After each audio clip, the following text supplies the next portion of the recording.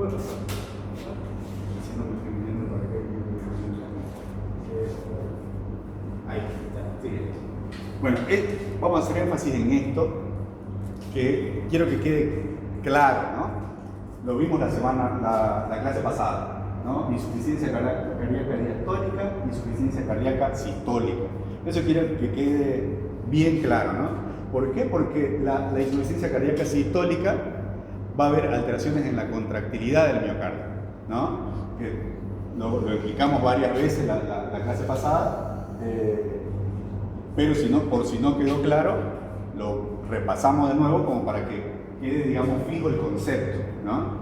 La insuficiencia cardíaca diastólica, la característica principal va a ser que la función contráctil va a estar conservada. Entonces, ¿cómo se producen los síntomas de insuficiencia cardíaca? No porque esté conservada la función, no va a tener, digamos, síntomas de insuficiencia cardíaca. De hecho, es una característica, ¿no? La característica va a ser el engrosamiento de la pared y la rigidez en el llenado. O sea, no se va a llenar completamente porque va a estar rígido. Entonces va a haber una rigidez en el llenado, va a entrar menos sangre acá, pero la contracción va a estar conservada. Entonces la sangre que le entra la va a mandar toda, pero no la va a mandar como la mandaría en un corazón normal. Entonces, pónganle que en un corazón normal, vimos la segunda clase, que van a entrar 120 mililitros, ¿no? Entre el llenado auricular rápido y la contracción auricular van a entrar 120 mililitros. Eso, hay una parte que lo va a expulsar. Entonces, cuando la contracción está normal, todo lo que se expulsa va a salir, digamos, la circulación sistémica. Ahora, la característica de esto es que todo lo que le entra no van a ser los 120 ml, van a entrar menos, ¿no? Van a entrar 80 ml, 70 ml. Ahora, todo lo que le entra lo va a expulsar porque no hay alteración en la contracción. Por eso la fracción de eyección va a estar normal, porque la fracción de eyección es un cálculo, ¿no? Es el volumen sistólico. Ahorita vamos a ver la fórmula. Pero es un cálculo ecocardiográfico. Entonces lo que le van a reportar es fracción de eyección del 60%. Entonces, no descarta insuficiencia cardíaca. Entonces uno dice, no tiene deterioro de la función miocárdica, entonces no tiene insuficiencia cardíaca. Bueno, eso es un error, ¿no? Por eso quiero que quede claro esto, porque la fracción de eyección conservada no descarta una insuficiencia cardíaca porque puede tener este tipo de insuficiencia cardíaca, que es diastólica, que es por rigidez, que es por hipertrofia del ventrículo. Entonces la cantidad de sangre que le entra la va a expulsar toda, porque la contracción no va a estar alterada. En cambio acá le va a entrar más sangre, digamos, de lo normal, más de 120 ml, pero no va a poder expulsarla. Entonces la sangre se va a ir acumulando acá, se va a ir acumulando, se va a ir a la aurícula y a través de las venas pulmonares se van a ir hacia los pulmones. Entonces esa es la diferencia, digamos, principal entre las dos, ¿no? En esta sí va a haber un deterioro de la función miocárdica, o sea, la fracción de eyección sí va a estar disminuida porque no va a tener la fuerza suficiente como para expulsar toda la sangre que le llega. En principio, como vimos en la anterior clase también, hay mecanismos compensatorios que responden a la ley de Frank-Starling, ¿no? Dijimos que mientras más se estiran las fibras, el volumen telediastólico, que es al final de la diástole, cuando se llena completamente el ventrículo, al principio va a compensar. A mayor estiramiento de la fibra, mayor fuerza de contracción. Entonces al principio sí se va a compensar, pero con el pasar del tiempo esa ley ya no se compensa, digamos, sino que se desequilibra todo, se acumula más sangre acá y se va yendo hacia la aurícula izquierda y a través de las venas pulmonares hacia los pulmones para generar congestión capilar y ya no, digamos, no se produce el intercambio gaseoso y va a generar toda la clínica que vamos a ir viendo. ¿Ah? Esa es la diferencia principal entre la insuficiencia cardíaca diastólica y la insuficiencia cardíaca sistólica, ¿no? Son es importante diferenciarlo porque no siempre le va a venir un ecocardiograma con deterioro de la función. No podemos, digamos, descartar y decir, no tiene insuficiencia cardíaca porque su ecocardiograma es normal. Doctor, una consulta. Sí. En la fracción de eyección que dice, digamos, no depende del... O sea, según entiendo ahorita, Sí. no va a depender de la cantidad de sangre que salga. Porque, por ejemplo, digamos, en esta que tiene menos capacidad de ingresar al corazón, va a salir toda la sangre, Exactamente. Digamos. Y en esta de Ese acá es el puede concepto. salir la misma cantidad de sangre, pero va a ser disminuida porque va a quedar todavía dentro del corazón. ¿Eso? Exactamente, ese es el Ah. concepto, ¿no? O sea, toda la sangre que le llega, la fracción de eyección es un cálculo ecocardiográfico, que se lo van a hacer, digamos, de acuerdo al volumen sistólico que sale y al volumen telesistólico que queda dentro. Entonces, eso lo van a reportar como que, bueno, no quedó nada, no quedó sangre adentro, todo lo que tenía que salir salió por el porcentaje, pero el porcentaje se realiza de acuerdo a la sangre que hay dentro del ventrículo, ¿no? No lo va a medir en mililitros, no va a medir, digamos, el ecocardiograma la cantidad de mililitros, sino la fuerza y el porcentaje que le va a quedar adentro, ¿no? En relación a la totalidad. Si acá tiene 80 ml, el 80 ml va a ser su 100%, entonces de ahí va a generar el cálculo y el reporte ecocardiográfico, ¿no? Lo mismo acá va a haber, digamos, que hay 150 ml dentro del ventrículo y de eso solamente va a eyectar un 40%. Entonces por eso es que acá le van a reportar fracción de eyección disminuida por la sangre que sale. No va a salir el porcentaje completo de sangre. En cambio en el otro sí va a salir completo el porcentaje de sangre, pero la sangre que le llega al ventrículo va a ser menos, ¿no? Es por eso que no va a haber, digamos, alteración en la fracción de eyección. No por la cantidad de mililitros, sino por la cantidad de sangre que queda y que sale del ventrículo. ¿Quedó claro eso? Sí. ¿Sí? ¿Alguno no entendió la diferencia? Bien, quedó claro. Esto es una lámina que les puse como para que vean, digamos, la diferencia, sobre todo en la prevalencia, ¿no? La clase pasada me preguntaban qué es lo más frecuente. Lo más frecuente es que nos encontremos con insuficiencia cardíaca sistólica. Las insuficiencias cardíacas sistólicas es lo que más vemos en la práctica clínica, ¿no? Algunas veces porque están subdiagnosticadas las diastólicas. La diastólica dice, no, fracción de eyección normal, ya está, digamos, no tiene insuficiencia cardíaca, pero no se ahonda más allá. Lo que va a dividir, digamos, las aguas entre otra causa de insuficiencia cardíaca, entre una causa distinta de insuficiencia cardíaca y la diastólica va a ser el ProBNP o el BNP, ¿no? Eso sí va a estar aumentado. Después, la causa principal, la causa, la isquémica, ¿no? Va a tener antecedentes el paciente de un infarto anterior, de un síndrome coronario o de una miocardiopatía dilatada, ¿no? Como nombrábamos la clase pasada, la enfermedad de Chagas, que es una enfermedad endémica de nuestro país y la mayoría está o no diagnosticada o subdiagnosticada y recién cuando empieza a dar síntomas cardiológicos llegan al diagnóstico ya cuando ya está completamente avanzada y no se puede hacer, digamos, nada como para prevenirla, ¿no? Cuando ya está instalada es imposible, ¿no? Por ahí hay algunos fármacos que se están estudiando como la gliflozina o el sacubitrilo, que se ha demostrado, digamos, en estudios nuevos que si bien no retrocede, pero sí disminuye, digamos, el tiempo en que vaya descompensándose más, ¿no? Eso lo vamos a ver cuando veamos tratamiento ya la siguiente clase. Después la radiografía de tórax, la ocultación, ¿no? La radiografía del tórax también va a haber diferencias. Generalmente en la sistólica va a haber cardiomegalia con dilatación miocárdica y en principio en la diastólica va a ser normal, ¿no? El corazón al estar hipertrofiado muchas veces no se va a ver, digamos, en la radiografía, ¿no? Sí en electrocardiograma por ahí nos da un indicio, ¿no? Pero en la radiografía no. Ya cuando está avanzado sí se puede generar dilatación, ¿no? Y bueno, y el ecocardiograma donde la fracción de eyección va a estar disminuida en la sistólica y va a estar normal en la diastólica. Aquí ya entramos un poquito en las clasificaciones, ¿no? Esta clasificación es importante porque nos va a definir sobre todo la terapéutica, el tratamiento, ¿no? Esta clasificación es ecocardiográfica. Por eso les decía que todo paciente que tiene sospecha de insuficiencia cardíaca tiene que tener un ecocardiograma, ¿no? Siempre. Y la fracción de eyección normal no descarta tampoco una insuficiencia cardíaca diastólica sobre todo, ¿no? Algunas veces se va a reportar la hipertrofia cuando tiene hipertrofia, pero otras veces no tiene hipertrofia, sino solamente rigidez del ventrículo. Entonces, la fracción de eyección normal no descarta, ¿no? Esta es la clasificación.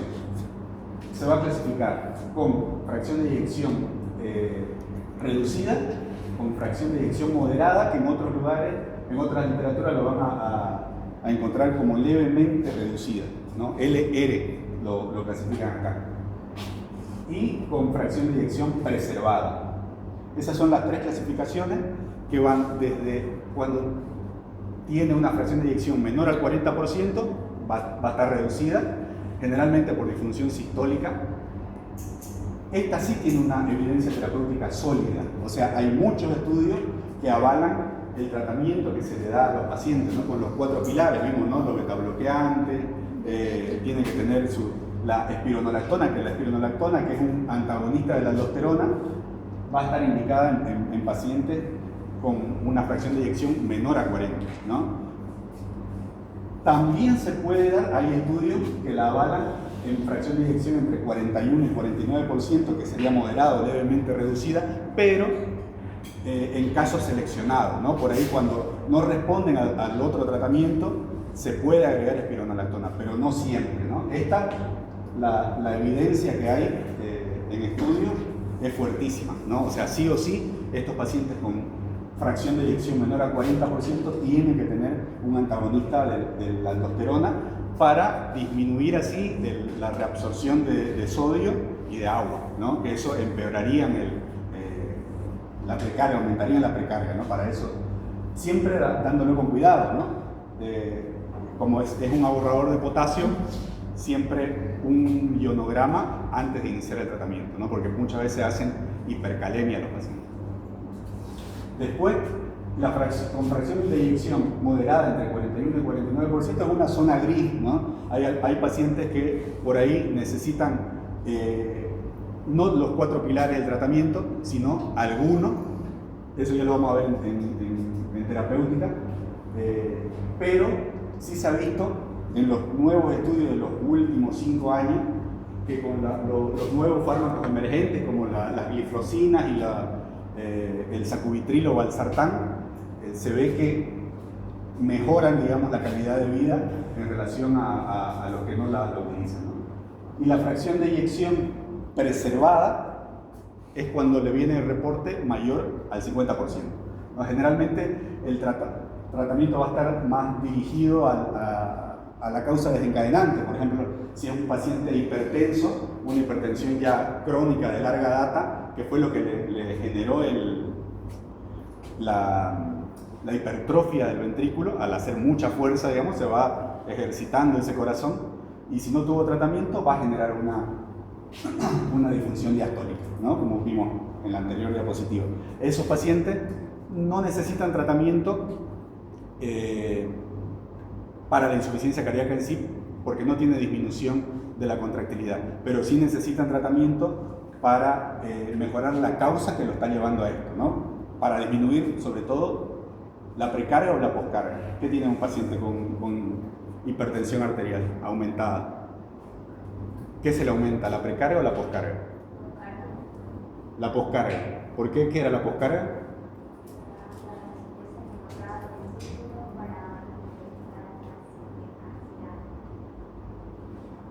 Eso es la poscarga, no es la resistencia que tiene que vencer el corazón para inyectar la sangre, ¿no? Y en un paciente con hipertensión arterial sostenida o crónica va a estar aumentada esa presión, entonces el corazón va a tener que hacer más fuerza para bombear y va a generar la hipertrofia ventricular, ¿no? Esto era lo que le decía del cálculo, ¿no? La fracción de eyección es igual al volumen sistólico dividido el volumen telediastólico, ¿no? El volumen sistólico, que es el volumen que sale, dividido el volumen telediastólico, que es al final de la diástole, ¿no? Que es la cantidad de sangre expulsada en cada latido, y el telediastólico es la sangre al final del llenado, ¿no? Ese es el cálculo que hacen cuando cuando hacen el ecocardiograma. 7. Bueno, acá le agregué esta tablita que es parecida a lo que vimos en la anterior, pero le decía que acá la clasifica en lugar de moderada como levemente reducida. Entonces a veces lo van a ver como LR, que es levemente reducida. ¿Por qué? Porque agrega una más en la clasificación, que es un paciente que tiene una insuficiencia cardíaca con menor al 40% de fracción de eyección, pero con el tratamiento mejora.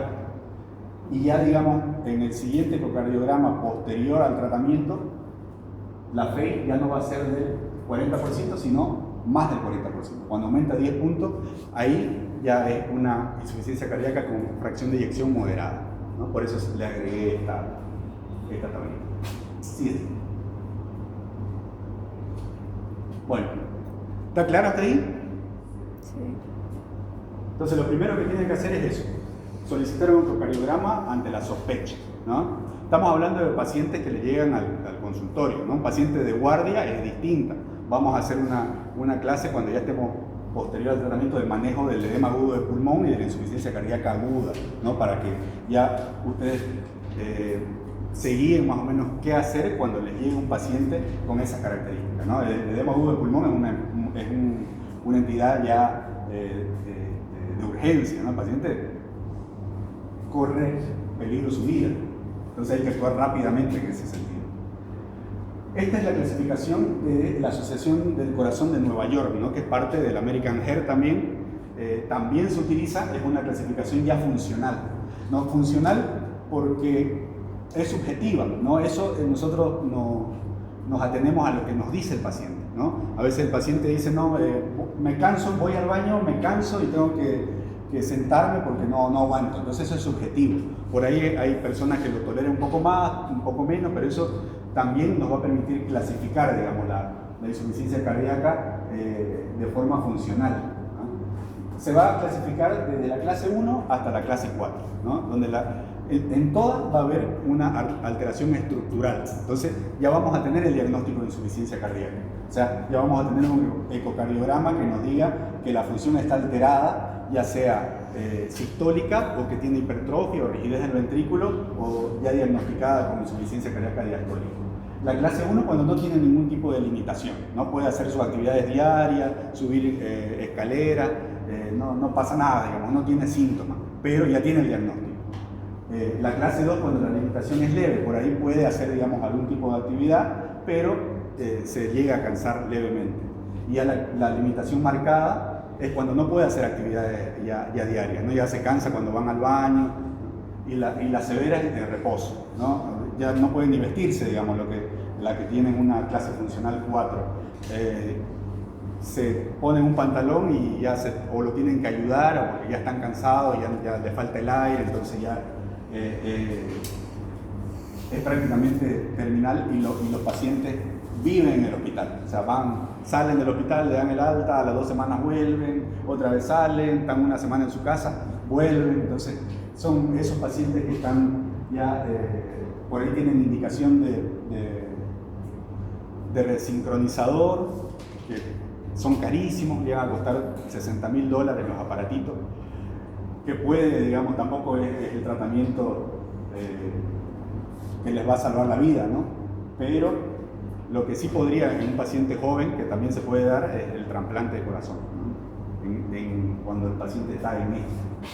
Pero tiene que cumplir para hacerlo en otro país, porque acá en Bolivia no se hace, pero si tienen las posibilidades de hacerlo en otro país, por ahí pueden, tiene que tener menos de 60 años para que tenga la indicación, no tener algunas comorbilidades, que es muy difícil cuando llegan ya a una limitación severa, con una insuficiencia cardíaca terminal, una fracción de eyección, a veces tienen menos del 30%, entonces ya no pueden ni moverse. Entonces generan otro tipo de alteraciones en otros órganos, ¿no? Porque como está hipoperfundido, digamos, el resto de los tejidos, al no poder enviar la sangre correctamente, lo primero que se va a generar, por ejemplo, hay un síndrome que se llama síndrome cardiorrenal, ¿no? Decíamos la clase pasada que los riñones son muy sensibles al hipoflujo, a la hipoperfusión. Entonces, al no llegarle sangre, van a generar insuficiencia renal rápidamente, incluso pueden llegar a diálisis, ¿no?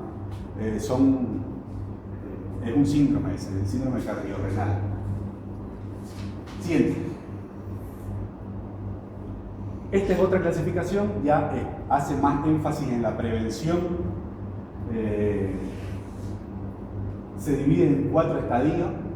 La característica va a ser que va a hablar de pacientes más preclínicos, ¿no? Antes de que se instalen los síntomas. Por ejemplo, el estadio A, los pacientes van a tener la patología que puede llegar a desencadenar la insuficiencia cardíaca, pero todavía no la desarrolló, digamos, no la desencadenó. Entonces ahí la clave es la prevención primaria, ¿no?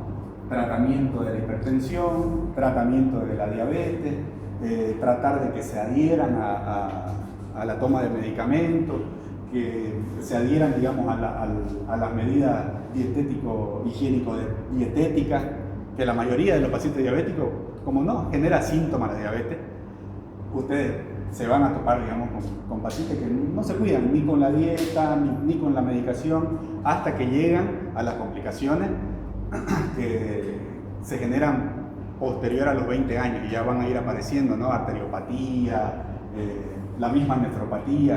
El 80% de los pacientes que ustedes ven en las salas de diálisis de los distintos hospitales es por diabetes y por hipertensión, porque no se cuida de la gente. Entonces van a terminar con una pierna amputada. Entonces ahí es donde en este estadio hay que hacer énfasis, ¿no? En la prevención primaria para evitar que se desarrolle la insuficiencia cardíaca, porque si con un buen tratamiento, por ejemplo, la hipertensión arterial, disminuye la poscarga y el corazón no tiene que hacer tanta fuerza porque no hay mucha resistencia para mandar la sangre. Entonces puede vivir con su tratamiento toda la vida sin que se genere una insuficiencia cardíaca. Pero la mayoría no lo hace, ¿no? No lo hace, prefieren algunas otras alternativas caseras y esas cosas, digamos, agua, de hierbas y eso, que muchas veces se enojan, ¿no? Cuando uno le dice, no tiene que tomar eso. Pero bueno, hay que saber llevarlo, ¿no? Hay que saber llevar a ese tipo de personas, porque es muy difícil también, porque es un modelo mental, ¿no? Ellos ya están acostumbrados, ellos por ahí son del campo y están acostumbrados, digamos, a tomar esas cosas diuréticas por ahí, para, según ellos, disminuir, pero sabemos que es muy difícil, casi imposible, terminan mal. El estadio B, cuando ya hay una cardiopatía estructural, ¿no? Ya sabemos que tiene el diagnóstico, pero es asintomática, ¿no? Generalmente valvulopatía es la causa principal de estos pacientes, que se puede hacer una prevención, pero ya la prevención no va a ser primaria, sino va a ser secundaria. El estadio C ya va a ser sintomática, ¿no? La cardiopatía estructural también ya va a estar documentada. Generalmente estos pacientes van a tener una clasificación de Nueva York de 1 al 3, no va a ser la 4, digamos, que ya es terminal, como vimos en el anterior. Y el estadio C sí va a ser avanzada y generalmente son refractarias al tratamiento, porque ya la fracción de eyección está tan baja que el corazón no va a poder, digamos, satisfacer las necesidades de los tejidos del resto del organismo. Entonces, a veces necesitan soporte inotrópico, o sea, internaciones, lo que les decía, que se van internando, salen, digamos, es como una puerta giratoria, ¿no? Salen del hospital y vuelven, salen y vuelven, salen y vuelven. Y cada vez que vuelven peor, ¿no? Y terminan en terapia intensiva, con soporte inotrópico. Generalmente lo que se usa es dobutamina para estos pacientes para mejora un poquito la fuerza de contracción. Son drogas titulables, ¿no? Lo que les decía, dispositivos de asistencia, que son los resincronizadores, que son como un marcapaso, ¿no? Que hace que mejore la función. Hay otro soporte inotrópico que recién llegó al país, que no estaba, digamos, hace unos 3-4 años, que se llama levosimendan. Levosimendan es un inotrópico también, que se administra por vía endovenosa, pero se puede administrar una vez al mes, ¿no? Y está indicado en pacientes, sobre todo en estos estadios terminales prácticamente, o el trasplante cardíaco. Siguiente. Esta es otra clasificación, sobre todo para los pacientes que llegan a la emergencia, ¿no? Es una clasificación rápida que lo único que ustedes van a necesitar es la mano, ¿no? Para ver si el paciente tiene las extremidades frías o calientes, si está seco o está húmedo. Esa es lo único que ustedes tienen que ver. Y eso, así con eso simple, con ir y tocarle las piernas y los brazos al paciente, sobre todo las piernas, ustedes van a saber si el paciente está congestivo o si tiene una hipoperfusión periférica secundaria a un gasto cardíaco disminuido, ¿no? En este caso la hipoperfusión va a ser por gasto cardíaco disminuido, sobre todo en los pacientes con insuficiencia cardíaca sistólica con deterioro de la función, ¿no? En este caso, con tocarlo, lo van a clasificar en A, B, L y C, donde C es la peor. ¿Por qué? Porque el paciente va a estar frío. La frialdad en las extremidades en relación al resto del cuerpo, si ustedes le tocan el tórax, va a tener una temperatura. Si van y le tocan la pierna, va a estar frío como la pared, digamos.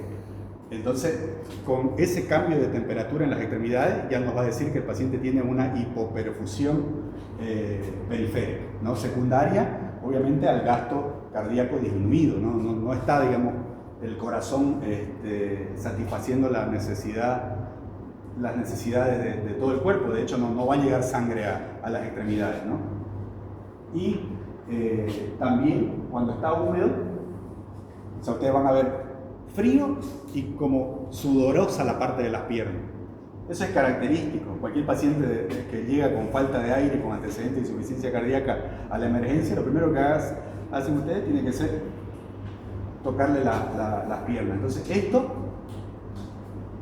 frío, nos va a decir que tiene un bajo gasto, y que esté húmedo, como sudoroso, que tiene congestión, ¿no? Esa es la característica del paciente congestivo y con hipoperfusión que necesita un tratamiento de emergencia lo más rápido posible, y generalmente ingresan a terapia intensiva la mayoría de sus pacientes, porque es un signo indirecto de shock. Obviamente que lo van a acompañar de todo el resto de métodos diagnósticos, pero bueno, ya con eso ustedes van a tener un indicio de lo que van a ir a buscar, digamos, con el paciente, ¿no?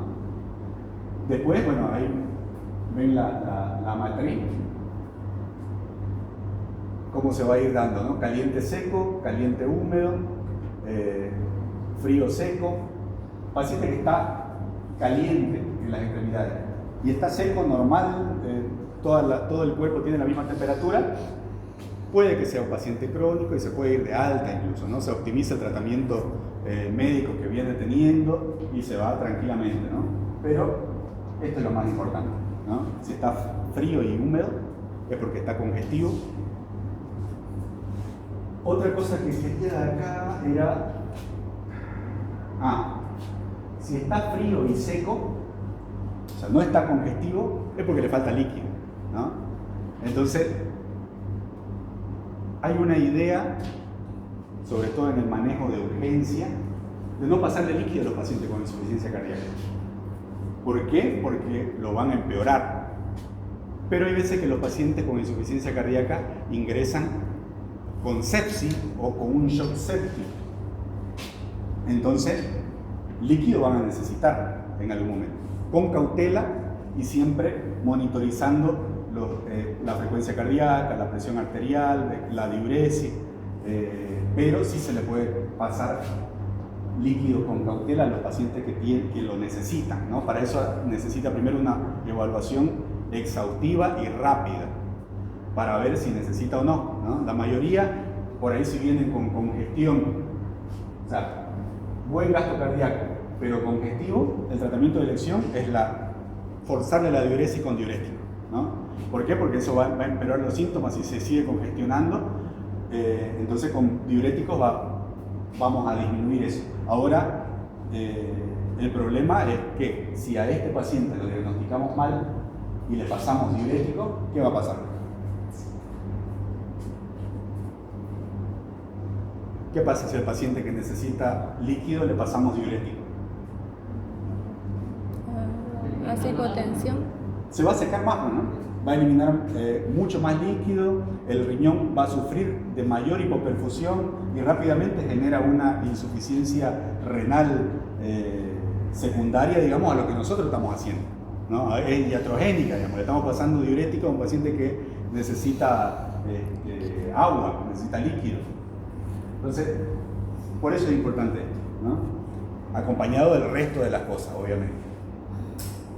7. Bueno, esa es una tabla comparativa de todas las clasificaciones que hemos venido viendo hasta ahora, con todas sus variables, ¿no? La categoría, la aplicación clínica y la limitación, ¿no? Como para que lo tengan, digamos, en cuenta. Y lo que les decía al principio, ¿no? Un score, una clasificación por sí sola, no nos dice nada. Hay que combinarla todas en conjunto, ¿no? Para poder decir, no, bueno, es un paciente con insuficiencia cardíaca, con una fracción de eyección del 40%, con una clasificación funcional, una clase funcional 3 o 4, con un estadio estructural clínico A, B, C, D, ¿no? Dependiendo del paciente, y con un perfil hemodinámico A, B, L o C.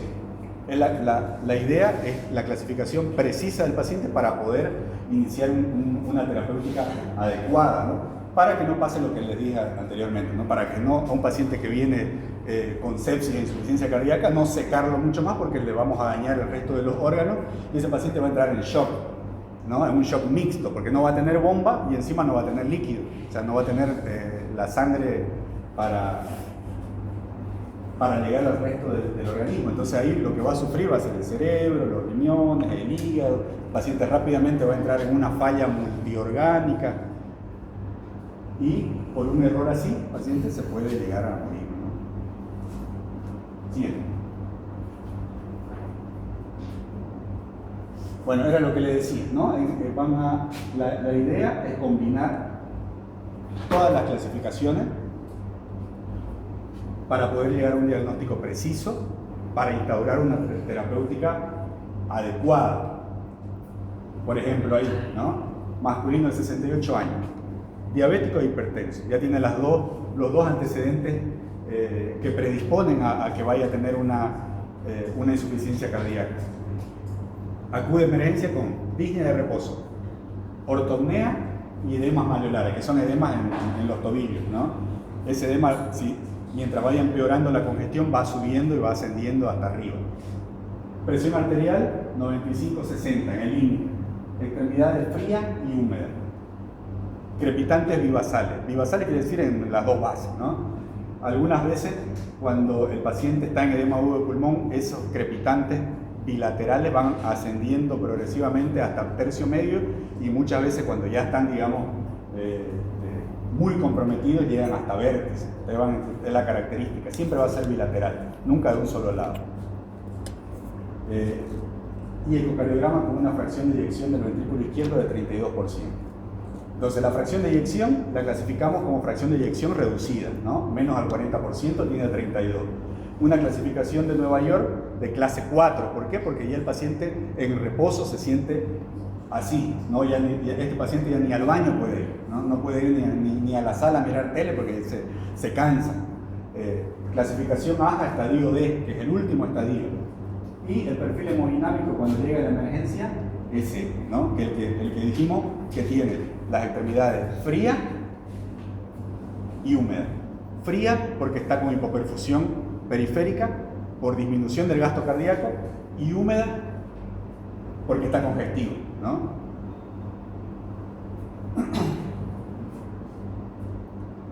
¿Alguna duda hasta ahí? ¿Está claro? Si les viene un paciente, ¿saben cómo diagnosticar la hora? Sí. Igual esto, como les dije al principio, es para que estudien, ¿no? Entonces lo básico que está en el libro para que ustedes se pongan a estudiar. Al final del tema de insuficiencia cardíaca, que es largo, esta es la segunda clase, vamos a tener un examen de insuficiencia cardíaca, ¿no? Desde el principio hasta el final. Que es el tema más importante de cardiología en sí, ¿no? Es como el tema, la patología base. La mayoría de las patologías van a terminar en esto, van a terminar en insuficiencia cardíaca. Por eso es importante diagnosticarlo. Siguiente.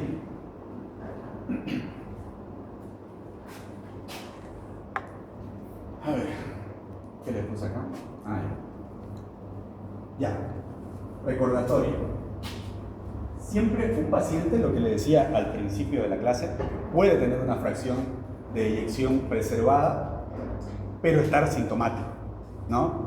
Por eso le decía que una fracción de eyección conservada, un corazón preservado en su contractilidad, no descarta insuficiencia cardíaca, ¿no? Eso siempre lo tienen que recordar, ¿no? Después, la clasificación de Nueva York puede mejorar con el tratamiento, ¿no?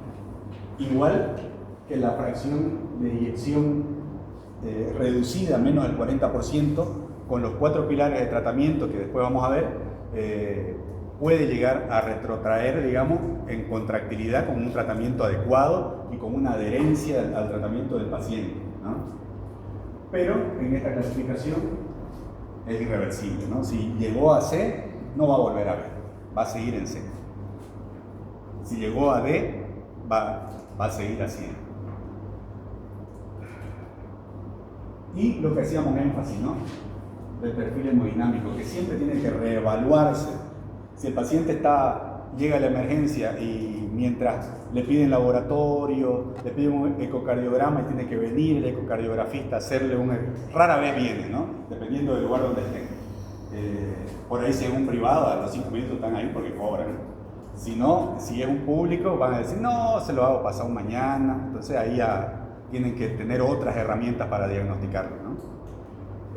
Y siempre si el paciente está ahí, por ahí en un principio tiene las extremidades secas, sin hipoperfusión periférica, pero a la media hora o a la hora cambia completamente, ¿no? Y el paciente empieza, digamos, a entrar en shock. Entonces siempre hay que ir viéndolo, ir mirándolo, no dejarlo en la emergencia y que se vea solito, digamos, ¿no? Tienen que ir reviéndolo y reevaluándolo. ¿Cuáles son los errores que generalmente se presentan, ¿no? Usar la clasificación de Nueva York como único criterio. Por eso les decía que siempre los scores hay que usarlo de forma combinada, todo, ¿no? Tanto la de prevención de la AJA, la sintomática de Nueva York, la de la fracción de eyección y la hemodinámica hay que utilizarla en conjunto, ¿no? Y si utilizan esta solita, tenemos solamente datos subjetivos, ¿no? Lo que nos va a decir el paciente. El paciente va a decir, no, yo subo 2 gradas y ya me canso. Entonces, no nos va a decir nada con esa sola, ¿no? No nos va no nos va a decir la gravedad real del paciente.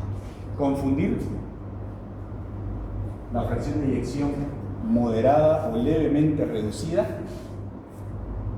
con la preservada, ¿no? Algunas veces por ahí viene con 48% y uno la ve rápido y dice, no, esto está normal.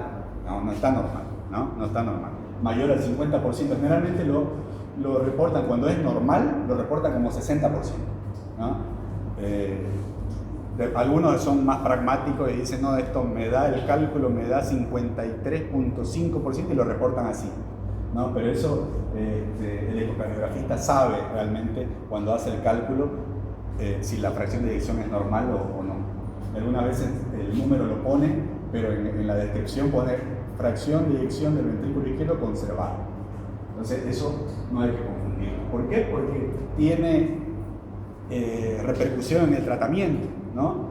Por ahí, si es una moderada, podemos tratarla con lo que le decía, ¿no? Las glifosinas, que son las que se están estudiando últimamente y que se están utilizando en la insuficiencia cardíaca con muy buen resultado, que también sirven que son hipoglicemiantes, que lo utilizan para la diabetes también, y el sacubitril o valsartán, que también lo vamos a ver cuando veamos tratamiento y farmacología de los fármacos para insuficiencia cardíaca. Y si llega el paciente a emergencia, también otro error visto es que solamente van y lo ocultan y lo dejan echadito en la camilla. No van, no lo revisan completamente, no le tocan las piernas, no ven si están hipoperfundidos, ¿no? Algunas veces me ha tocado ver, digamos, cuando me llaman a valoración en emergencia, lo destapo y el paciente está, si bien está hablando y saturando bien, pero lo destapo y está todo moteado, con las piernas moradas, con hipoperfusión marcada. Entonces, a veces un error en la emergencia es no revisarlo completamente porque hay un montón de pacientes, entonces siempre hay que tomarse el tiempo para evitar errores graves, ¿no? Siguiente.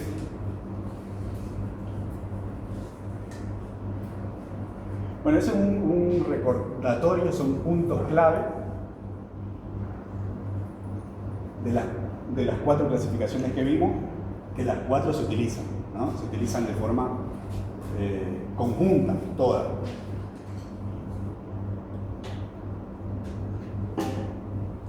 Después se las voy a pasar la diapositiva, así que no se preocupen. Capaz le salen borrosas las fotos. Bueno, siguiente. ¿Alguna duda hasta acá? ¿De la clínica? ¿De la fisiopatología? Doctor, Dígame. antes, bueno, el año pasado en semiología hablábamos sobre los criterios de Fram. Ya. Como que ya. Sí, generalmente algunos lo siguen utilizando, ¿no? Eso igual después lo decía, son muy parecidos, o sea, es como que combina todo lo que hemos visto, pero ya no es, digamos, un criterio 1A de diagnóstico de insuficiencia cardíaca, ¿no? Póngale que hace 20 años atrás uno decía, no, los criterios de Framingham ya cumple todos los criterios, o le decía, tiene que cumplir 2 de 4 criterios con esto, ya no se usa eso, ¿no? Pero igual están en los libros. En el Bramwell lo van a ver, está todavía los criterios de Framingham. Yo no se los puse acá porque estas 4 clasificaciones son las que más se están utilizando, sobre todo en los últimos estudios de los últimos 10 años. Y es lo que se usa a nivel mundial, ¿no? Entonces es lo que estamos basados más en la evidencia, ¿no?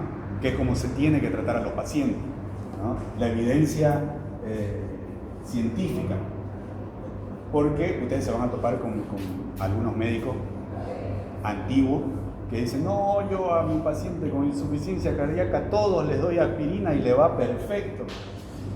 Pero eso es la medicina de los años 60, ¿no? Cuando la medicina se basaba en la experiencia personal, en las opiniones, decían, no, dale esto, vas a ver que yo tuve 3 pacientes y esos 3 le fue perfecto, están andando. Bueno, esa es la medicina que ya no se debe, ya está, digamos, desechada, ¿no? Ahora la medicina se basa en la evidencia, ¿no? En estudios que son fidedignos, que son grandes, sobre todo en cardiología y estudios de medicamentos. Por ejemplo, el que le dije de sacubitril o valsartán, agarran como 3.000 pacientes, 3.500 pacientes. Hay estudios más antiguos en Alapril para la remodelación, que son mucho más viejos, digamos, que ya se utilizaba la evidencia, que se hicieron con 30.000 pacientes. Entonces, no es, digamos, la experiencia con 1 o 2 o 3 pacientes que les va bien o durante toda su vida, por ahí al médico le fue bien. Eso no es una... De última que haga un estudio, ¿no? De que acumule la cantidad de pacientes necesaria como para que tenga una evidencia fuerte, ¿no? Por eso le di esto, ¿no? Pero igual, digamos, estudienlo en el libro los criterios, que por ahí si el examen es en conjunto, el doctor Gandería lo pregunta. Una consulta, doctor, disculpe. Sí. Y como método de diagnóstico complementario. Eso lo vamos a ver en la siguiente clase. Sí. Vamos a ver detallado. Métodos complementarios, lo principal, la radiografía, ¿no? La radiografía de tórax, ¿no? Que no descarta, por ejemplo, cuando un paciente tiene una insuficiencia cardíaca diastólica sin hipertrofia ventricular, solamente con rigidez, la radiografía va a ser normal, ¿no? Pero en una presentación aguda puede haber una radiografía con congestión pulmonar en alas de mariposa. Eso Sí. es característico. ¿Y cómo diferenciaríamos, doctor, si se ve, por ejemplo, las alas de mariposa en el edema agudo del pulmón? ¿Cómo diferenciaríamos? No siempre en el edema agudo de pulmón, o por la clínica.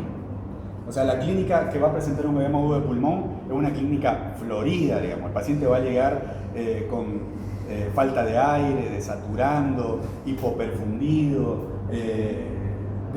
con una saturación a veces menos del 90%, pero a veces llega a menos del 80%, no corrige con oxígeno, usted le va a poner una mascarilla que lo va a despeinar y no va a responder, digamos, ¿no? Va a estar siempre por debajo de 90.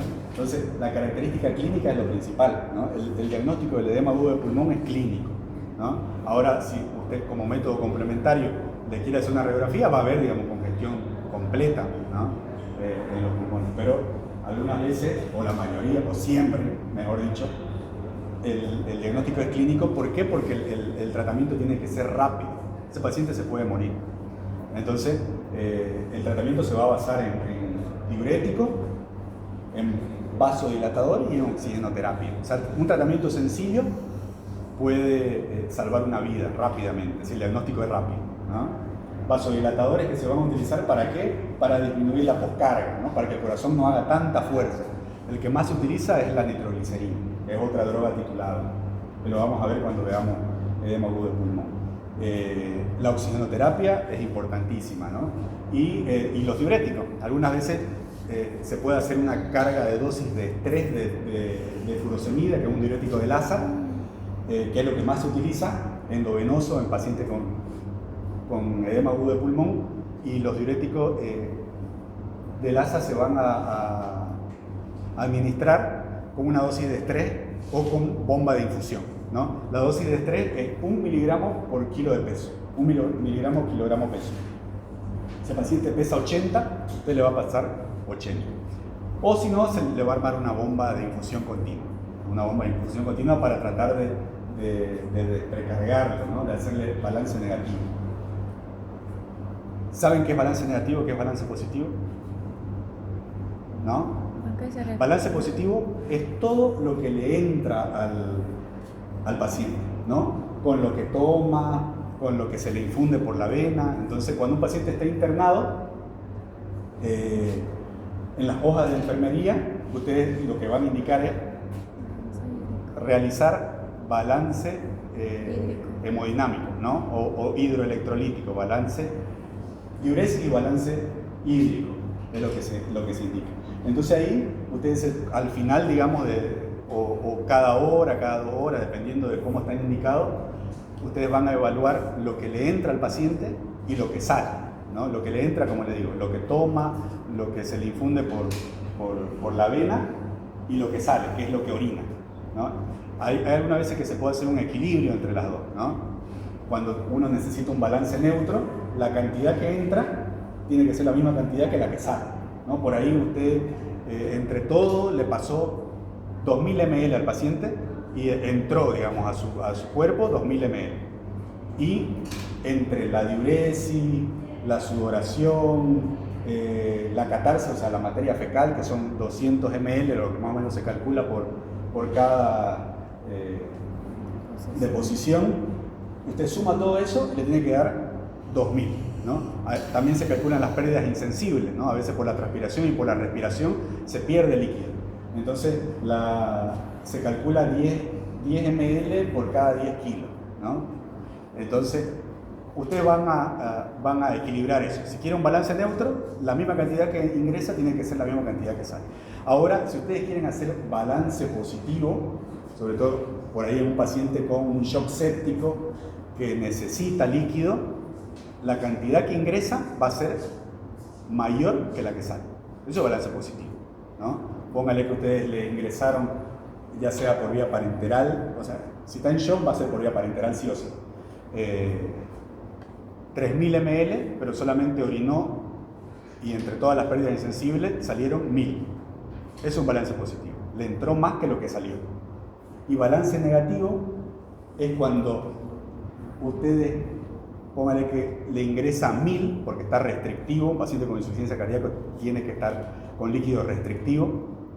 A veces ni siquiera plan de hidratación se le pone, ¿no? Salvo lo que se le está infundiendo, si está con nitroglicerina en infusión, si está con furosemida en infusión, eso es lo que le entra, ¿no? Y se trata de preparar en la menor cantidad posible de solución, ¿no? De solución. Generalmente en 100 ml de solución fisiológica se le pone el medicamento para no pasarle tanto líquido. Entonces, el balance negativo es cuando la cantidad que ingresa es mucho menor que la que sale. Entonces yo le ingreso 1000 ml en 24 horas y salieron 3000 ml. Entonces el paciente se va, todo lo que tiene acumulado se va secando, se va perdiendo. Eso es balance negativo. Un balance negativo es todo lo que sale, balance positivo es todo lo que entra, ¿no? Si entra, balance positivo, si lo que entra es mayor a lo que sale. Balance negativo, si lo que sale es mayor a lo que le entró, ¿no? La idea en los pacientes con insuficiencia cardíaca que están congestivos es hacerle balance negativo, ¿no? O sea, que le entre la menos cantidad posible de líquido, pero que salga la mayor cantidad, ¿no? Que orine 3000 ml, 4000 ml y que le entre como mucho 800 o 1000, ¿no? Como máximo. Esa es la base del tratamiento de insuficiencia cardíaca, el balance negativo, sobre todo en las descompensadas.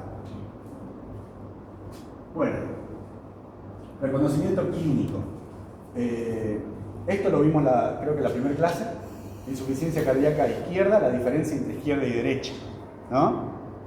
¿Alguien lo puede decir? ¿Cuál es la diferencia entre fisiopatológicamente? Ahí dice los síntomas, ¿no? Congestión pulmonar predominante. ¿Por qué va a haber congestión pulmonar predominante? En la insuficiencia cardíaca izquierda, porque como hay insuficiencia a ese nivel, el corazón, bueno, no va a haber en el miocardio la fuerza para expulsar la sangre. Entonces va a ir del ventrículo izquierdo a la aurícula izquierda. Bien. Y de ahí ya se va a dirigir al pulmón. Va a haber un extrasudado, digámoslo así, a nivel de los capilares pulmonares a través de los poros y Ya. una congestión pulmonar. Perfecto. Y eso es lo que da el síntoma característico en la insuficiencia cardíaca izquierda, ¿no? Congestión pulmonar predominante. ¿Y la derecha? ¿Alguien lo puede explicar? Lo mismo, pero en venas cava. ¿Cómo? Lo mismo, pero en venas cava.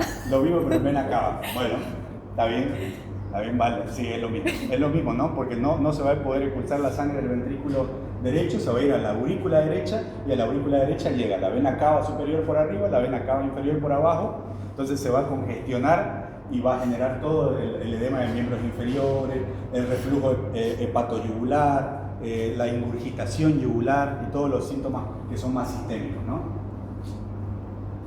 La insuficiencia, esto ya lo vimos hasta el cansancio, espero que esto no se lo olvide, insuficiencia cardíaca diastólica y sistólica, ¿no? En función, la fracción de eyección va a estar reducida en la sistólica y en la diastólica va a haber una alteración en el llenado ventricular, ¿no? Ya sea por hipertrofia o por rigidez en el llenado, pero con la fracción de eyección conservada. Siguiente.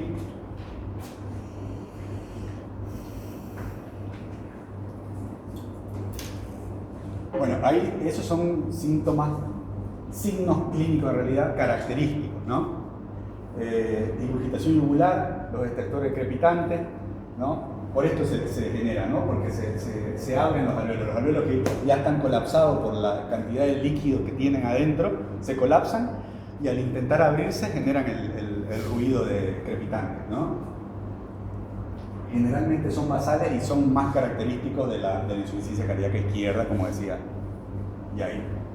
El edema periférico y hepatomegalia, algunas veces incluso en pacientes con insuficiencia cardíaca derecha ya crónica o refractarias al tratamiento, no solo va a haber hepatomegalia, sino que va a generar cirrosis hepática, ¿no? O ya más avanzado, entonces eso va a empeorar. El edema siempre va a ser con Godet o fobia. Y el reflujo hepatoyugular es un signo sensible de congestión sistémica. Siempre vayan a buscarlo, ¿no? Sobre todo en pacientes, hablábamos la clase pasada de los EPOC, ¿no? Los pacientes que con EPOC severo, ya con fibrosis pulmonar, generan hipertensión pulmonar y van a generar lo que se llama cor pulmonar, ¿no? Que es una enfermedad cardiopulmonar ya terminal, ¿no? Entonces, siempre en ese tipo de pacientes vayan a buscar el reflejo hepatoyugular. Siguiente. Bueno, hay una tablita comparativa entre la clínica que se presenta en la insuficiencia cardíaca izquierda y en la derecha, ¿no? Donde se van a evaluar la disnea, si está presente o ausente, los estertores crepitantes, el edema periférico, la ingurgitación yugular, la hepatomegalia y la causa habitual, ¿no? Generalmente las insuficiencias cardíacas derecha se generan o por EPOC o por insuficiencia cardíaca izquierda crónica, o sea, las insuficiencias cardíacas izquierdas llegan a generar posteriormente, digamos, por toda la congestión, si no se hace un tratamiento adecuado, la congestión pulmonar van a generar que dé la vuelta, pues, ¿no? Que se dé la vuelta por atrás hacia el corazón derecho y genere una insuficiencia cardíaca global ya, ¿no?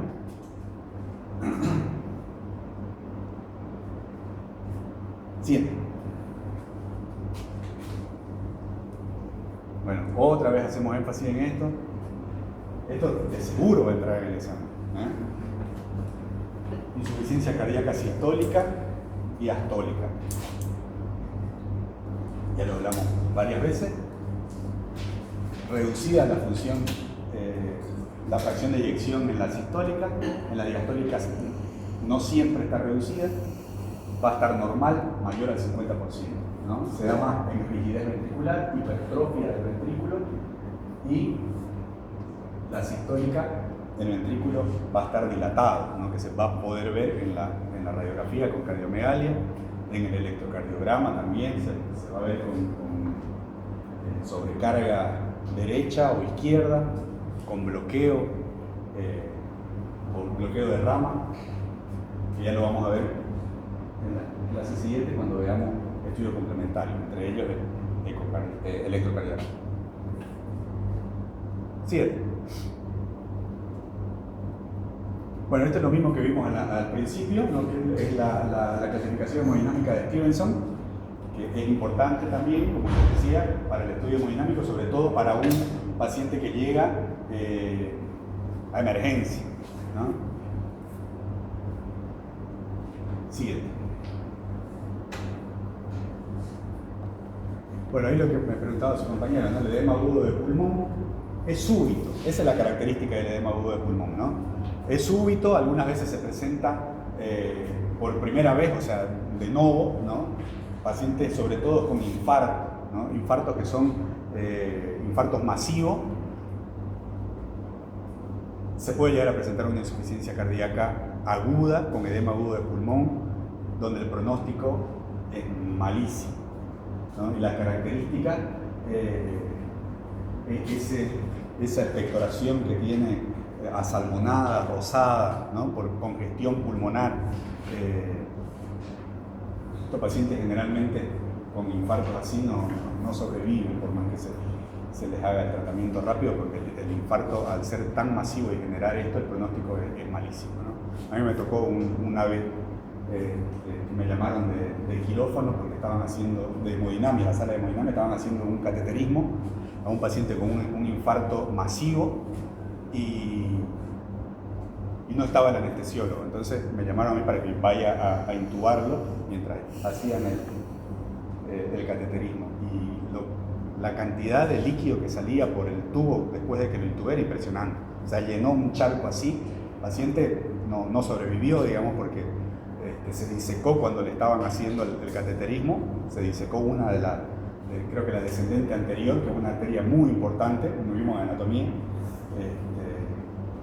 Y el paciente no sobrevivió, ¿no? Pero lo que se me quedó, yo estaba todavía en cuarto año de la residencia. O sea, se me quedó la cantidad de sangre rosada, salmonada que salía por el tubo, espumosa. Eso no se olvida más, ¿no? Y bueno, esa es la característica de un paciente con edema agudo de pulmón. Por eso les digo que si se presenta hay que actuar rápidamente. Y una de las principales causas es la cardiopatía isquémica, ¿no? Los infartos. Que uno ya sabe que cuando el infarto se presenta como un edema agudo de pulmón en agudo, el pronóstico es malísimo, ¿no? La mortalidad es muy alta. Es distinto a un paciente que ya tenía el diagnóstico de insuficiencia cardíaca ya crónica en tratamiento, que por ahí porque dejó de tomar el tratamiento o porque se generó una infección, ya sea una neumonía, una infección urinaria, cualquier tipo de infección, una fibrilación auricular, una arritmia, ¿no? O se clavó un churrasco con cerveza un domingo y el lunes llegó liquidado. La dieta excesiva en sal y líquido también hacen que se descompensen estos pacientes. Pero la clínica es más insidiosa, no es como el edema agudo de pulmón, ¿no? Es distinta, es más progresiva, ¿no? El paciente va a empezar a sentir que se va cansando, que le va faltando el aire, entonces consulta por eso, ¿no? Igual llega a emergencia, pero el tratamiento es distinto, ¿no? Una característica en estos pacientes que se van descompensando es que aumenten más de 2 kilos en 48 horas, ¿no? Por eso siempre hay que decirle a los pacientes con insuficiencia cardíaca que se pesen, ¿no? Que se pesen para ir viendo, para ir manteniendo un peso, un solo peso, ¿no? Y no sé, ver cuándo se van a descompensar o cuándo están aumentando por retención de líquido. Siguiente. Bueno, este es un algoritmo le puse la red flag, digamos, de ingreso inmediato, ¿no? Siempre sospecha, a la sospecha hay que confirmarlo, ¿con qué? ¿Con qué lo confirma si tienen la sospecha de una insuficiencia cardíaca? No en agudo, ¿no? No en agudo como vimos el edema agudo. Con ecocardiograma. Ecocardiograma, y si el ecocardiograma es normal, ¿qué dijimos? Un ProBNP. Un ProBNP les va a dividir las aguas. Clasificarlo con todos los scores que vimos hoy, con los 4. Si quieren encasillarlo en los criterios de Framingham, háganlo también, es uno más, digamos. Mientras más criterios tengamos, mejor. Y bueno, el ingreso inmediato, como les decía, ¿no? Saturación menor al 90% con oxígeno, presión arterial sistólica menor al 90%. ¿Eso qué quiere decir? Que el paciente está hipotenso, que está hipoperfundiendo, digamos, periféricamente, porque el gasto está disminuido, entonces el corazón no está mandando la sangre adecuadamente. Alteración del nivel de conciencia, ya cuando el paciente está somnoliento, obnubilado, es porque la sangre tampoco le está llegando al cerebro, ¿no? Y algunas veces se generan arritmias con compromiso hemodinámico por la misma insuficiencia cardíaca, ¿no? Cuando veamos arritmias, veamos fibrilación auricular, es la principal de todas, ¿no? La fibrilación auricular con daño estructural en insuficiencia cardíaca es la más común, ¿no? Y los errores frecuentes, atribuir la disnea solamente si el paciente es asmático y viene disneico y dice no, es por su asma, ¿no? O si es EPOC, lo mismo, siempre tienen que descartar insuficiencia cardíaca.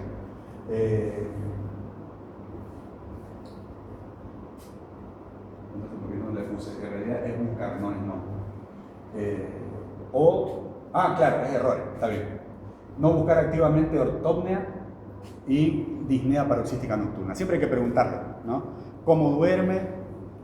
Si duerme sin almohada, si duerme en decúbito dorsal a 0 grados, si puede dormir con una almohada, con 2 almohadas, si tiene que dormir sentado. Eso es importante, no es un error no preguntarlo.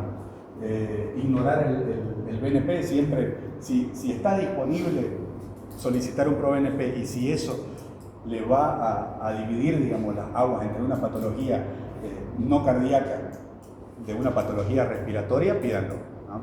Pídanlo porque también es un aporte, ¿no? Y confundir edema venoso con edema cardiogénico. El edema venoso no va a dejar poder, ¿no? 7. Bueno, aquí es donde piensan ustedes. ¿Alguien lo lee?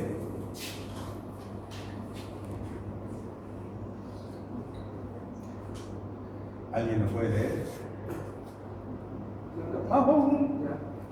Paciente masculino de 62 años con antecedentes de cardiopatía isquémica. Ahora, en la historia clínica, que bueno, la historia que es lo que vemos, disnea de moderados esfuerzos, de Ya. 3 meses de evolución, Ya. ortopnea, episodios nocturnos de disnea paroxística, refiere fatiga progresiva. En la exploración hay crepitantes bilaterales, galope, la presión arterial está de 150 a 90 milímetros de mercurio, sin edema. Ahora, ¿qué tipo de insuficiencia cardíaca presenta y cuál es el mecanismo fisiopatológico de la ortopnea? Yo diría que insuficiencia cardíaca izquierda, doctor, Ya. pero el mecanismo fisiopatológico de la ortopnea no me lo sé. A ver, otro. Porque cumple con varios criterios, por ejemplo, ¿Cómo cuáles? A ver. disnea paroxística nocturna, Ya. ortopnea Ya. y hay fatiga progresiva y hay galope del tercer Ok, ruido, tercer y hay ruido de galope. crepitantes bilaterales. Ya. Bueno, en la ortopnea, como hay esa congestión venosa pulmonar, por gravedad la sangre, digamos, no lo va a dejar respirar. Entonces, por perfecto. eso el paciente necesita estar sentado para que haya, por gravedad, como le digo, baje, digamos, un poco y pueda respirar mejor. Bien. ¿Alguien más opina?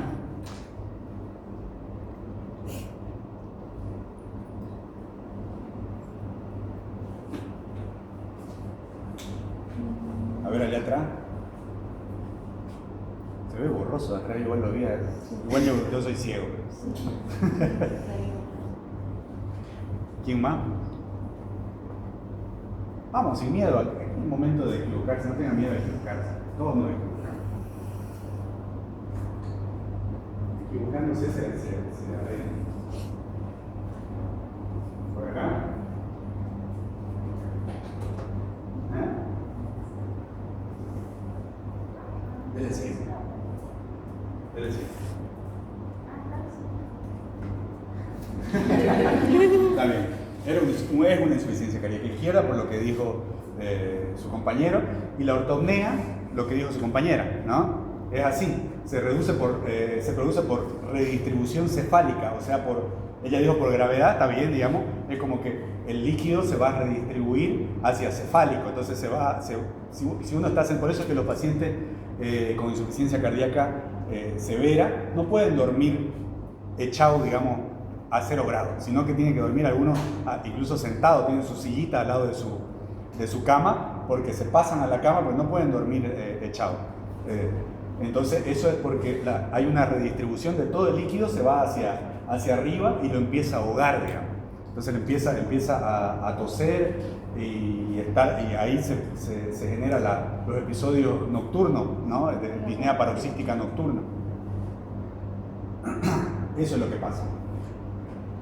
Bien. Ahí atrás tiene que... El próximo es alguno de atrás o del medio. Siguiente.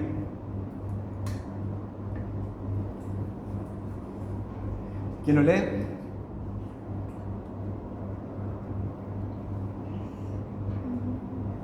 Yo lo leo. Léalo.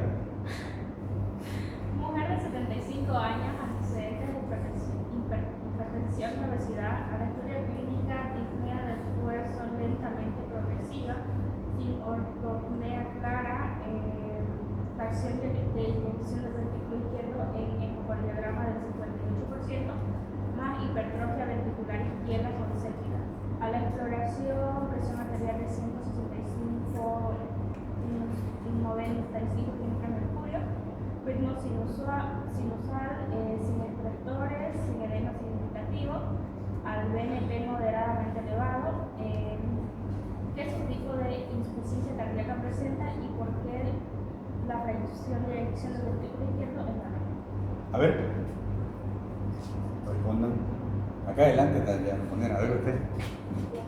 Usted mira para atrás. ¿Ah?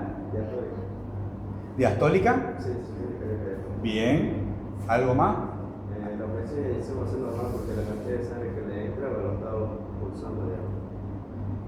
Bien. Eso es una insuficiencia cardíaca diastólica. Hemos visto hasta el cansancio en las dos clases de estas. ¿Qué más? ¿Algo más? ¿Alguien más quiere agregar algo? Sí. Yo tengo una duda, digamos, Dígame. el BNP es una hormona. Sí, es un péptido. Es un péptido natriurético Claro. que se va a generar por estiramiento de tanto auricular y ventricular. Y ahora ahí, digamos, figura esa para diagnosticar si la insuficiencia cardíaca es aguda o crónica o No siempre, ¿no? Generalmente va, claro, va a variar de acuerdo al valor, digamos, ¿no? Generalmente los valores, dependiendo del laboratorio, pero en general, digamos, no van más allá de los 125, 123, dependiendo del laboratorio y de la referencia que tenga, ¿no? En los pacientes con una descompensación aguda, por ejemplo, con el edema agudo del pulmón, ese ProNP se eleva hasta 50.000, 30.000, 20.000, ¿no? Y algunas veces cuando un paciente no está tratado correctamente, se va a elevar, no como en una descompensación aguda, pero sí lo va a tener alrededor de los 300, 500, a veces supera los 1000. Dele siguiente.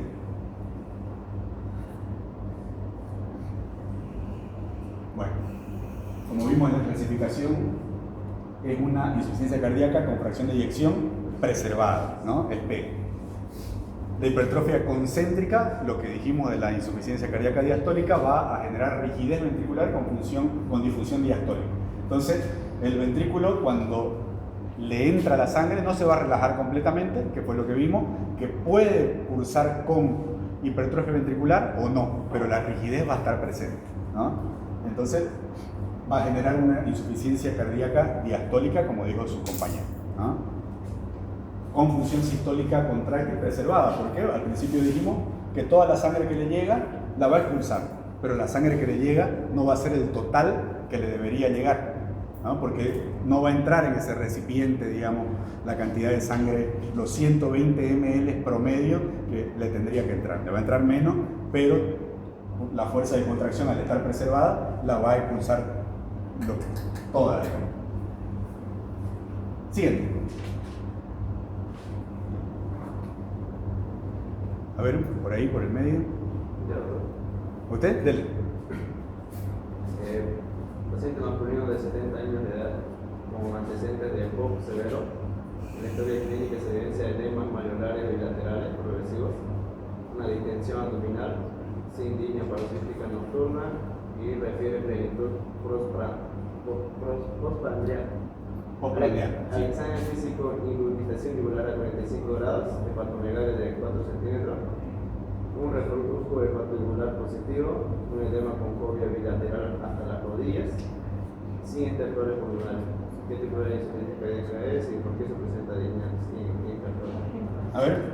Insuficiencia cardíaca Derecha, perfecto. ¿Qué más? ¿Por qué no hay disnea?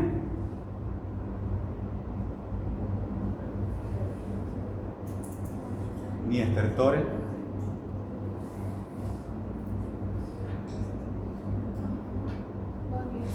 Aunque disnea puede haber en este paciente. ¿Por qué? Porque es un EPOC severo, ¿no? A veces eso nos puede hacer confundir, dependiendo del tratamiento que tenga de su EPOC. Si es un paciente con un EPOC severo, pero ya tiene, digamos, un tratamiento establecido, por ahí no va a tener disnea. Pero si es severo, y ya algunas veces los severos tienen un grado de fibrosis ya avanzado, que tienen indicado incluso oxígeno domiciliario estos pacientes. Entonces ahí puede tener o no disnea. En este caso clínico no presenta. ¿Por qué no va a presentar? Disnea ni crepitante, no tiene.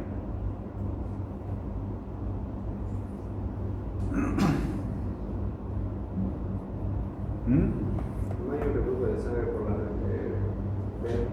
pulmonar. Porque no es izquierdo, ¿no? Ya dijeron, es una insuficiencia cardíaca derecha, entonces si no es izquierda, por lo tanto la sangre no se va a ir a las venas pulmonares y no va a congestionar, digamos, los pulmones, sino más bien el problema va a ser en el ventrículo derecho. ¿Qué sale del ventrículo derecho? La arteria pulmonar.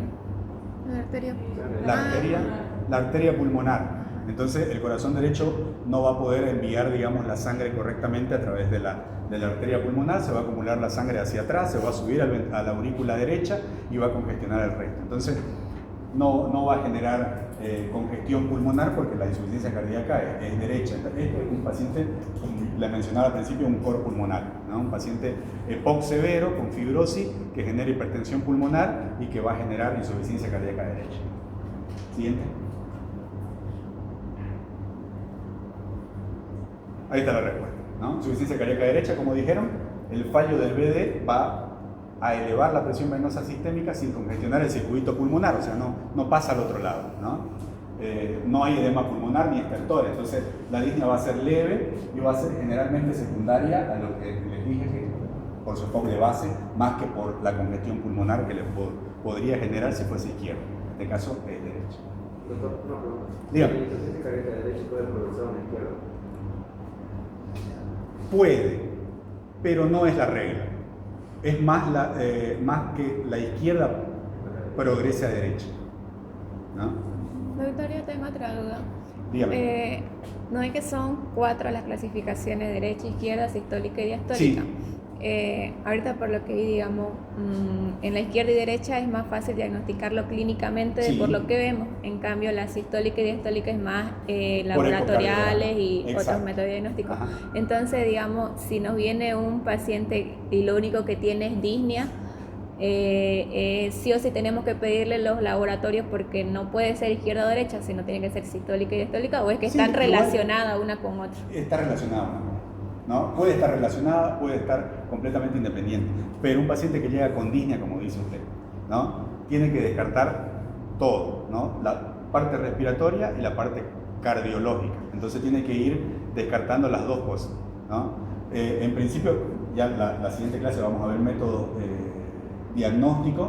Lo primero es una radiografía, ¿no? Una radiografía usted ve si tiene, por lo menos tiene un indicio, ¿no? Si tiene una cardiomegalia y el paciente le llega con una sintomatología de disnea o el resto, ya le va a dar, digamos, una pauta que, bueno, puede ser una miocardiopatía dilatada que le esté generando una insuficiencia cardíaca, entonces la pone más atenta para tratar de avanzar más allá con eso, ¿no? Si le pide una radiografía y el corazón está normal y lo que tiene más bien es alteraciones intersticiales o tiene una neumonía o tiene algunos signos de fibrosis, lo más probable es que eso sea más respiratorio. Entonces tiene que pararse en un lugar donde tiene que ir viendo, digamos, descartando para llegar a un diagnóstico preciso. Pero puede, digamos, generarse una insuficiencia diastólica sin que sea global, una insuficiencia cardíaca derecha sin que sea izquierda, sin que sea global, o de derecha, izquierda o global. O sea, se pueden presentar todos esos tipos de insuficiencia cardíaca, digamos, puede ser izquierda, derecha o global, abarcar los dos lados. Pero digamos, de derecha a ¿Y la izquierda avanza una diastólica o no? No, al revés. Una diastólica a la larga, digamos, si no se trata la causa desencadenante, por ejemplo la hipertensión, y se generó hipertrofia, se sigue generando hipertrofia, esa hipertrofia a la larga se va a dilatar, no siempre va a estar hipertrófica y puede coexistir con una sistólica, o sea, puede pasar a una sistólica, pero una sistólica no va a pasar a una diastólica. Pero digamos, de derecha a sistólica o de izquierda a diastólica, ¿pasa eso? De o izquierda no? a derecha sí, de derecha a izquierda es muy raro. ¿Se entendió? Bueno. ¿Alguna otra duda? Mira que vimos un montón de cosas ahora. ¿Está claro? La clasificación, los scores, las manifestaciones clínicas, agudo crónica, diastólica sistólica, derecha izquierda, la clasificación funcional, la clasificación ecocardiográfica por la fracción de eyección, vimos el score de Nueva York, la de la AJA y el hemodinámico, ¿no? Para los pacientes de emergencia. Bueno, ¿alguna otra pregunta? ¿Nada? ¿Se cansaron? Bueno, la próxima clase entonces vamos a ver el método diagnóstico, vamos a ver